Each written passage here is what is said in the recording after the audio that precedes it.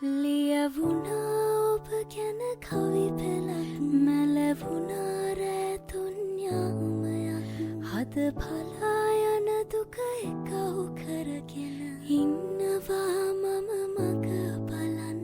හේතු හෙව්වේ ඔබේ රුව දැක ගන්න ආසා හින්දා මං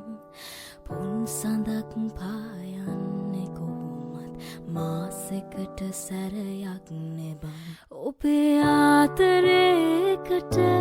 ආසයි හේතු වෙන්නට කාරි නෑ සඳ ඔබ දැක ගන්න නෑ අත ඔබේ ආතරේකට ආසයි හේතු වෙන්නට කාරි නෑ සඳ ඔබ දැක ගන්න නෑ අත තාරුකා එලි ඇවිලිලා නැති පාළු අම්බරේ පායනාතුරු පලා ඉන්නම් කන්ද පාමුලේ වලාකුල් මැකිලා කවදා යයිද ආකායේ